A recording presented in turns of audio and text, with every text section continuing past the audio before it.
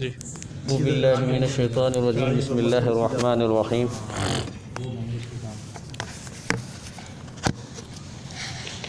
اذ قال الحواریون یا عیسی ابن مریم هل يستطيع ربك ان ينزل علينا مائدة من السماء قال اتقوا الله ان كنتم مؤمنین۔ یہ سورہ مائدہ کی آیت نمبر 112 ہے۔ اس سے پچھلی آیات کے اندر اللہ تبارک و تعالی نے عیسیٰ علیہ السلام کے 4 معجزات کا ذکر کیا تھا، اور پھر ساتھ میں جو اللہ تبارک و تعالی نے عیسیٰ علیہ السلام کے اوپر انعامات اور احسانات کیے تو ان کا تذکرہ بھی تھا۔ ان میں ایک احسان اللہ نے اس کا تذکرہ کیا تھا کہ بنی اسرائیل کو جو ہے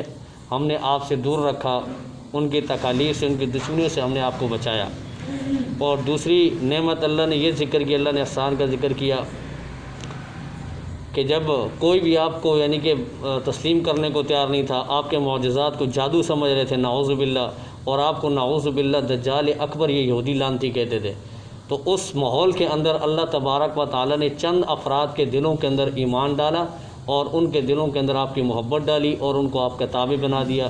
کہ ان کے حواری جن کو کہتے ہیں، وہ تقریباً 12 افراد تھے۔ اللہ تبارک و تعالی نے ان کے دلوں میں ایمان ڈالا اور پھر وہ حضرت عیسیٰ علیہ السلام پر ایمان لائے۔ اب ایک اور احسان کا ذکر ہے کہ جب حواریوں نے حضرت عیسیٰ علیہ السلام کے سامنے ایک درخواست رکھی کہ اے عیسیٰ مریم کے بیٹے، اب دیکھیں یہاں سے بھی یعنی کہ زبردست قسم کی اللہ تبارک و تعالی نے عیسائیت کے اوپر رد فرمایا ہے کہ اصل میں عیسیٰ علیہ السلام کے جو متبعین تھے وہ عیسیٰ علیہ السلام کو مریم ہی کا بیٹا تسلیم کرتے ہیں۔ اذ قال الحواریون، جب کہا حواریوں نے، یا عیسی ابن مریم، اے عیسیٰ اب مریم کے بیٹے،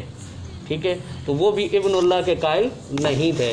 تو یہ بعد میں آ کر سینٹ پال جو ہے ایک پادری تھا ان کا عیسائیوں کا، اس نے درمیان میں ڈنڈیاں مار کے جو اس کے ابنیت کا جو ہے یہ عقیدہ بنایا کہ عیسیٰ علیہ السلام نعوذ باللہ اللہ کے بیٹے ہیں، اور کسی نے عیسیٰ علیہ السلام کے اندر جو ہے عینیت کا عقیدہ بنایا کہ بعین عیسیٰ علیہ السلام خدا ہیں، اور کسی نے جو ہے ثالث الثلاثہ کہہ کر عیسیٰ علیہ السلام کو تیسرا خدا تسلیم کیا کہ جی عیسیٰ علیہ السلام 3 خداؤں میں سے ایک ہے۔ تو اس قسم کے عقائد انہوں نے بنائے، ورنہ اصل میں جو عیسیٰ علیہ السلام کے متبعین تھے وہ حواری تھے، اور ان کا نظریہ یہی تھا کہ عیسیٰ علیہ السلام اللہ کے بندے اور اس کے رسول اور مریم کے بیٹے ہیں۔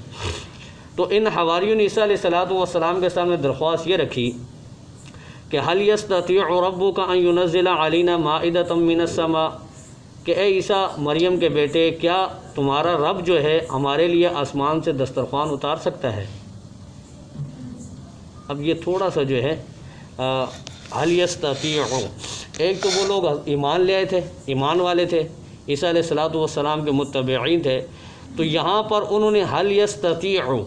استطاع یستطیع کا مطلب ہوتا ہے کہ طاقت، کیا تمہارے رب کے اندر یہ طاقت ہے کہ وہ ہمارے لیے آسمان سے دسترخوان اتار دے؟ یہ تو گویا یعنی کہ اللہ تبارک و تعالیٰ کی حاکمیت، اللہ کی طاقت، اللہ کی قدرت کے اوپر شک کرنا ہے۔ لیکن علماء فرماتے ہیں کہ یہاں استطاع یستطیع کا مطلب لازمی یعنی کہ ملزوم معنی مراد ہے، مطلب یہ ہے کہ کیا اللہ تبارک و تعالیٰ ہمارے لیے، ٹھیک ہے، دسترخوان اتاریں گے؟ یعنی کہ ایک سوال کیا انہوں نے استطاعت پہ، یعنی نعوذ باللہ اللہ کی قدرت پہ ان کا شک نہیں تھا۔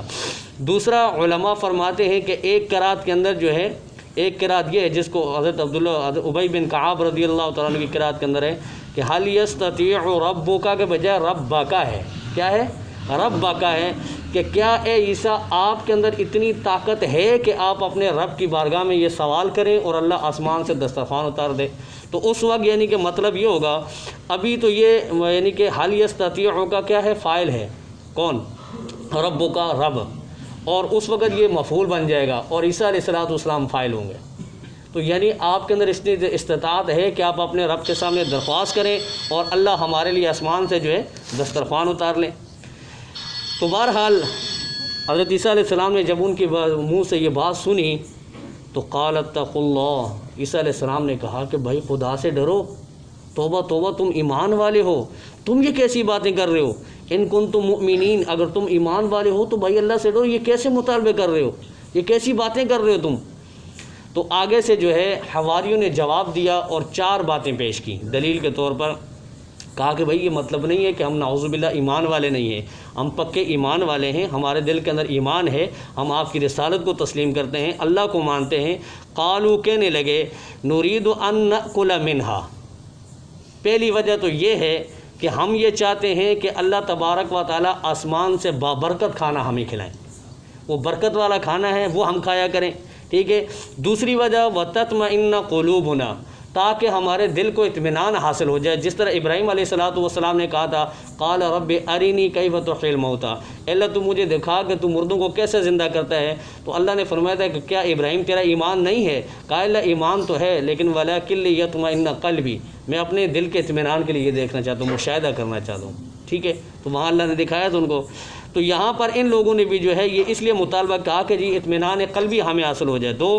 تیسری بات وَنَعْلَمَ أَن قَدْ صَدَقْتَنَا، تاکہ ہمیں پتہ چل جائے کہ آپ جو بات کہہ رہے ہیں وہ سچی ہے، وہ بات سچ ہے۔ حالانکہ وہ مانتے تھے لیکن مشاہدہ بھی ہو جائے گا تو مزید ہمارا ایمان پختہ ہو جائے گا۔ اور چوتھی بات وَنَكُونَ عَلَيْهَا مِنَ الشَّاهِدِينَ، اور ہم اس پر جو ہے پکے گواہ بن جائیں،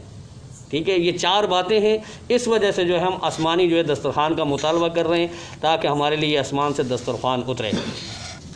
اچھا جی، قال عیسیٰ، حضرت عیسیٰ علیہ السلام جو مریم کے بیٹے ہیں، انہوں نے اللہ کی بارگاہ میں ہاتھ اٹھائے، اللہم ربنا، اے میرے رب، اے ہمارے رب، انزل علینا، نازل کر ہم پر، مائدتاً،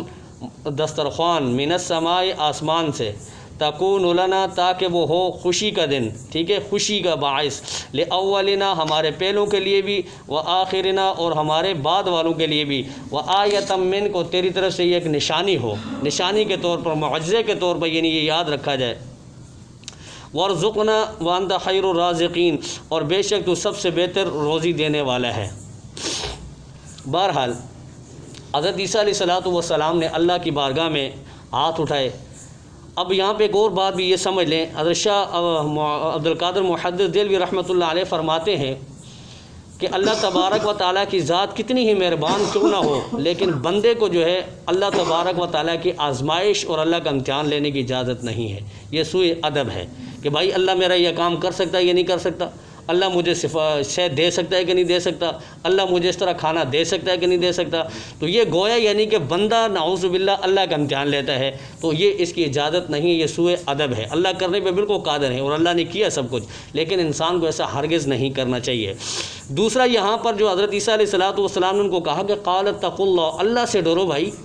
تو اس کے اندر بہت ساری باتیں ہیں۔ ایک بات تو یہ ہے کہ بھائی اللہ کے بندوں، جائز ذرائع سے رزق تلاش کرو، جو جائز ذرائع ہیں ان سے تلاش کیا جائے۔ تو شاہ صاحب فرماتے ہیں کہ یہ جو انہوں نے مطالبہ کیا تھا یہ آزمائش اور امتحان کے طور پر اللہ کی بارگاہ سے کھانا مانگنا تھا، اور حالانکہ طریقہ کار یہ جو جائز اور حلال جو ذرائع ہیں وہ یہ ہیں کہ بندہ زراعت کرے، مزدوری کرے، کھیتی باڑی کرے، کوئی اور یعنی کہ کام کرے، مشقت والا کام جس سے اپنی روزی کو طلب کرے، تو یہ جائز ذرائع ہیں، اس سے اگر طلب کرتا ہے تو یہ بالکل حق ہے۔ لیکن اللہ تبارک و تعالیٰ کی آزمائش لے کر اور اللہ کا امتحان لے کر وہاں سے رزق مانگنا، تو یہ گویا اللہ تبارک و تعالیٰ کا امتحان ہے اور اس کی اجازت نہیں ہے۔ اور فرمایا کہ حدیث میں اللہ کے نبی صلی اللہ علیہ وسلم نے فرمایا فاتقوا اللہ واجملوا فی الطلب، کہ اللہ سے ڈرو اور ہمیشہ جو ہے جائز ذرائع سے جو ہے رزق تلاش کیا کرو۔ اور دوسری ایک روایت کے اندر اللہ کے نبی صلی اللہ علیہ وسلم نے فرمایا کہ ان الرزق یطلب الانسان کما یطلبہ اجلہ، کہ انسان کو اس کا رزق اس طرح تلاش کرتا ہے جس طرح اس کی موت اسے تلاش کرتی ہے۔ تو جو اللہ تبارک و تعالیٰ نے بندے کے نصیب میں لکھا ہوا ہے جائز ذرائع سے، تو وہ رزق اس کو مل کے رہے گا، اس کا ایک دانہ بھی کوئی دوسرا نہیں کھا سکتا، اور جو اللہ کریم نے اس کے نصیب میں لکھا ہوا وہی اس کو ملے گا۔ اور یہ بھی مسلمان کا عقیدہ ہونا چاہیے اور یقین ہونا چاہیے کہ مجھے جو ہے میرے مقدر سے ایک ذرہ بھی زیادہ نہیں ملنے والا، جو اللہ نے میرے مقدر میں لکھ لیا مجھے وہی ملے گا۔ میں صبح سے لے کر شام تک کتنی ہی محنت کیوں نہ کروں، کتنی ہی مشقت کیوں نہ کروں، جو اللہ کریم نے میری مقدر میں لکھا ہے مجھے وہی ملے گا۔ اب بعض ایسے لوگ بھی ہوتے ہیں جن کو اللہ تبارک و تعالیٰ بغیر کسی محنت کے جو ہے دے دیتے ہیں، ٹھیک ہے نا، وہ کوئی محنت نہیں کرتے، کچھ بھی نہیں کرتے، اللہ پاک ان کو دے دیتے ہیں، تو اس کی مقدر میں اس طرح لکھا ہوتا ہے۔ بعض جو ہے بیچارے صبح سے لے کے شام تک محنت، مشقت، مزدوری اور پتہ نہیں کتنی یعنی کہ تکلیف دہ کام کرتے، اس کے بعد جو ہے جا کے ان کو ایک نوالا ملتا ہے، تو یہ اس کی اللہ تعالیٰ نے مقدر میں جو لکھا وہ طریقہ ہے۔ تو بہرحال روزی ہر کسی کو اللہ دیتا ہے، یہ اللہ تبارک و تعالیٰ کا کام ہے۔ تو یہاں پر اللہ تبارک و تعالیٰ نے عیسیٰ علیہ السلام نے جو دعا کی، اللہ تبارک و تعالیٰ نے اس دعا کو قبول فرمایا۔ اتوار کا دن تھا، عیسیٰ علیہ السلام نے جب یہ دعا مانگی تو آسمان کے اوپر جو ہے بادل جو ہے اس کے اندر شامل تھی اس دسترخوان کے اوپر. اس دسترخوان کی اللہ تبارک و تعالیٰ نے برکات اتنی رکھی تھی کہ اگر کوئی بیمار کھاتا تو اللہ تعالیٰ اس کو شفا دے دیتے، اور اگر کوئی غریب کھاتا تو وہ امیر بن جاتا. تو یہ اس طرح یعنی اس دسترخوان کی برکات تھی، اور یہ تقریباً 40 دن تک مسلسل نازل ہوتا رہا، ایک دن چھوڑ کے وقفے کے ساتھ. یعنی ایک دن آج اترا تو کل کا وقفہ پرسوں پھر اترا، اور یہ صبح کے وقت اترتا تھا اور دوپہر میں خود بخود اٹھ کے چلا جاتا تھا یہ دسترخوان. یہ اللہ کا ایک نظام تھا. تو بہرحال پھر اللہ تبارک و تعالیٰ نے عیسیٰ علیہ السلام کی اس دعا کو قبول تو کیا، لیکن آگے اللہ تبارک و تعالیٰ نے زبردست قسم کی یہ شرط بھی لگائی کہ میں دسترخوان تمہاری فرمائش کے اوپر اتاروں گا تو صحیح، لیکن میری سنت تمہارے ذہن میں ہونی چاہیے. میری سنت یہ ہے کہ میں اپنی مرضی سے کسی نبی کو معجزہ دے دوں. جیسے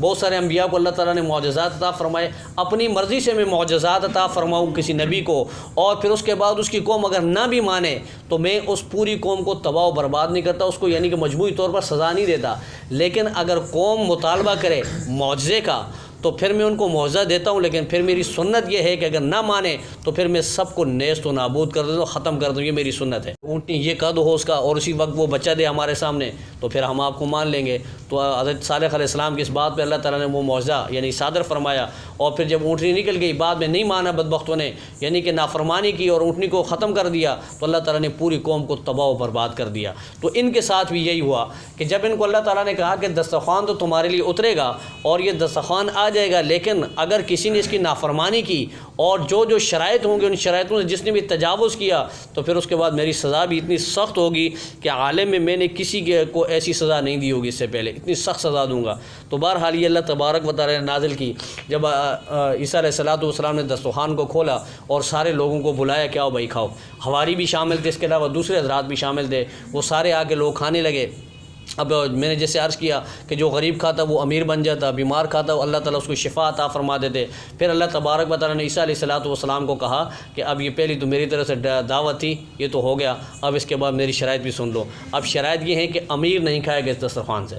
نمبر 1، اور نمبر 2 اس سے ذخیرہ نہیں کرو گے، جتنا کھانے کھا لو کل کے لیے نہیں رکھو گے. کچھ شرائط اللہ تبارک و تعالیٰ نے بتائی، عیسیٰ علیہ السلام نے لوگوں کو بتا دی. اب لوگوں کے سامنے جب دسترخوان آیا تو لوگوں نے وہی جیسے ان کا وتیرہ تھا، جیسے وہ اپنی اصلیت دکھاتے تھے تو انہوں نے پھر وہی کام کیا. اب اس سے جو ہے امیر بھی آ کے کھانے لگے اس دسترخوان پر، اور پھر جو ہے اس سے ذخیرہ اندوزی بھی کرنے لگے، کل کے لیے بھی جمع کر کے رکھنے لگے. تو پھر اللہ تبارک و تعالیٰ نے تقریباً روایت میں آتا ہے کہ 80 یا 83 افراد جو ہے انہوں نے بالکل بغاوت کا ارتکاب کیا. تو اللہ تبارک و تعالیٰ نے ان کی شکلوں کو مسح کر دیا اور ان کو بندر اور خنزیر بنا دیا. اس طرح اللہ تبارک و تعالیٰ نے ان کو یہ عذاب دیا اور یہ سزا دی. اب بعض علماء فرماتے ہیں مفسرین کا کیا یہ دسترخوان اترا تھا یا نہیں اترا تھا، اس میں علماء کے 2 قول ہیں. ایک قول حضرت عبداللہ ابن عباس رضی اللہ تعالیٰ عنہ کے شاگرد ہیں امام مجاہد رحمۃ اللہ علیہ، وہ فرماتے ہیں کہ یہ دسترخوان اترا نہیں، اس لیے کہ اللہ تبارک و تعالیٰ نے آگے جو دھمکی دی تھی کہ اگر میں نے یہ دسترخوان اتار دیا اور اس کے بعد تم نے نہیں مانا تو میرا عذاب بہت سخت ہے، اس کا یہ تمہیں ذہن میں رہے. تو جیسے جب حواریوں نے یہ دھمکی سنی تو حواری فوراً یعنی کہ اس سے باز آ گئے اور دوبارہ انہوں نے مطالبہ نہیں کیا کہ بھائی یہ تو کہیں ایسا نہ ہم تباہ و برباد ہو جائیں، تو دوبارہ انہوں نے مطالبہ نہیں کیا. وہ فرماتے ہیں کہ یہ دسترخوان حقیقت میں اترا نہیں تھا، صرف دھمکی کی وجہ سے وہ لوگ باز آ گئے. لیکن جمہور مفسرین کرام جس میں جو ہے حضرت شاہ عبد القادر محدث دہلوی رحمۃ اللہ علیہ، اس کے علاوہ دوسرے مفسرین امام بیضاوی رحمۃ اللہ، وہ حضرات فرماتے ہیں کہ نہیں، یہ دسترخوان باقاعدہ اترا تھا، اس لیے کہ قال اللہ انی منزلها علیکم، یہ اس پر دال ہے کہ اللہ فرماتے ہیں کہ میں یہ آپ پہ دسترخوان اتاروں گا. ٹھیک ہے، تو اللہ تبارک و تعالیٰ نے یہ دسترخوان اتارا تھا، اور اس دسترخوان سے جو ان لوگوں نے کھایا بھی، لیکن بعد میں کچھ لوگوں نے نافرمانی کی تو اللہ تعالیٰ نے ان کو سخت عذاب دی اور ان کو جو ہے بندر اور خنزیر بنا دیا. تو بہرحال قال اللہ نے کہا، جب دعا عیسیٰ علیہ السلام نے کر دی تو پھر اللہ نے کہا کہ انی منزلها علیکم، ہاں بے شک میں تمہارے لیے آسمان سے دسترخوان اتاروں گا، لیکن شرط یہ ہے کہ فمن یکفر بعد منکم، پھر اگر اس کے بعد بھی دسترخوان اترنے کے بعد تمہارے مطالبے پر پھر بھی اگر کسی نے تم میں سے انکار کیا تو یہ بات یاد رکھنا کہ فإنی اعذب عذاب اللہ اعذب احدا من العالمین، کہ میں اتنا سخت عذاب دوں گا کہ تمہیں نانی یاد آ جائے گی. ٹھیک ہے، کہ اس سے پہلے یعنی کہ کائنات میں کسی کو ایسا عذاب نہیں ملا ہوگا۔ تمہیں نانی یاد آ رہی کہ تمہارے 7 طبق روشن ہو جائیں گے اگر تم نے اس چیز کے بعد بھی میری بات کو نہیں مانا، میری نافرمانی کی۔ تو بہرحال پھر ہوا یہی کہ انہوں نے نافرمانی کی، جس چیز سے اللہ نے منع کیا تو اس سے باز نہیں آئے، پھر اللہ تعالیٰ نے ان سب کو خنزیر اور بندر بنا دیا اور سب کو اللہ نے ذلیل اور خوار کر دیا۔ تو بہرحال ہمارے لیے بھی یہاں ایک زبردست عبرت ہے، وہ یہ ہے کہ اللہ تبارک و تعالیٰ کی بہت ساری نعمتیں ہماری طرف بھی متوجہ ہیں۔ اگر ہم بھی اللہ کی نعمتوں کی ناقدری کریں گے تو پھر اللہ تبارک و تعالیٰ ہمیں بھی اسے اگر مجموعی طور پر نہ صحیح لیکن انفرادی طور پر جو ہمارے اوپر بھی عذابات آئیں گے، کبھی مہنگائی کی شکل میں، کبھی حکمرانوں کی شکل میں، کبھی زلزلوں کی شکل میں، کبھی طوفانوں کی شکل میں۔ اس کی بنیادی وجہ یہ ہے کہ اگرچہ ہم نے کوئی معجزہ جو ہے اپنے نبی سے جو طلب نہیں کیا، مشرکین مکہ نے تو کیے تھے، بہت سارے معجزات طلب کیے تھے اور ان کی فرمائش پر نازل بھی ہوئے، جیسے مثال کے طور پر انہوں نے کہا کہ یہ چاند کا آپ ٹکڑا کر دو، تو اللہ کے نبی نے کر دیا، لیکن بعد میں بدبخت پھر نہیں مانے۔ تو بہرحال پھر اللہ تبارک و تعالیٰ نے سوال یہاں علماء نے اٹھایا ہے، وہ یہ ہے کہ بھائی اللہ کی سنت تو یہ ہے کہ اگر کوئی قوم جو ہے اپنے نبی سے جو ہے فرمائشی معجزات طلب کرے پھر اس کے بعد نہ مانے تو اللہ تباہ کرتے ہیں۔ تو یہاں تو مشرکین نے اللہ کے نبی سے معجزات مانگے تھے، بہت سارے معجزات انہوں نے طلب کیے، ٹھیک ہے، اس میں ایک یہ چاند والا بھی تھا کہ جی آپ چاند کو ٹکڑے کر دیں ہم آپ کو مان لیں گے، ابو جہل نے کہا تھا، اور آپ سے نے ایسا کیا اللہ کے حکم سے، چاند 2 ٹکڑے ہو گئے، لیکن ابو جہل پھر بھی نہیں مانا، اس نے کہا جی آپ نے چاند پہ بھی جادو کر دیا ہے۔ تو اللہ تعالیٰ نے اس قوم کو تو تباہ نہیں کیا، تو اس کا علماء نے جواب یہ دیا ہے کہ چونکہ یہ آخری امت ہے، اس کے بعد کسی دوسری امت نے نہیں آنا، کسی دوسرے نبی نے نہیں آنا ہے، تو اس لیے اللہ تبارک و تعالیٰ نے اس امت کو جو ہے مجموعی طور پر نہ تباہ کرنے کا فیصلہ کیا ہے، ٹھیک ہے، کہ اللہ تعالیٰ اس کو مجموعی طور پر تباہ نہیں کریں گے، انفرادی طور پر اللہ تعالیٰ اس کو عذاب دیتے رہیں گے تاکہ یہ سدھر جائیں، راستے پہ آ جائیں، ہدایت پہ آ جائیں۔ لیکن دھیرے دھیرے اللہ تعالیٰ رسی ہماری کھینچتا ہے کہ انسان بن جاؤ، سیدھے راستے پہ آ جاؤ، مسلمان ہو جاؤ، مجھ سے ڈرو، میرے نبی کی تابعداری کرو، قرآن کی طرف آؤ، لیکن بندہ جو ہے وہ نافرمانی کی طرف جا رہا ہوتا ہے۔ تو اللہ تبارک و تعالیٰ کی بارگاہ میں دعا کہ اللہ کریم ہم سب کو اپنی نعمتوں کی قدردانی نصیب فرما دے، اور اللہ کریم جو کچھ کہا گیا، پڑھا گیا، سنا گیا، اللہ کریم ہم سب کو عمل کرنے کی توفیق عطا فرمائے۔ وآخر دعوانا ان الحمد للہ رب العالمین۔ اللہم صلی علی سیدنا و مولانا محمد وعلی آل سیدنا و مولانا محمد وبارک وسلم۔ ربنا تقبل منا انک انت السمیع العلیم وتب علینا انک انت التواب الرحیم، وصلی اللہ تعالی علی خیر خلقہ محمد وعلی آلہ وصحبہ اجمعین۔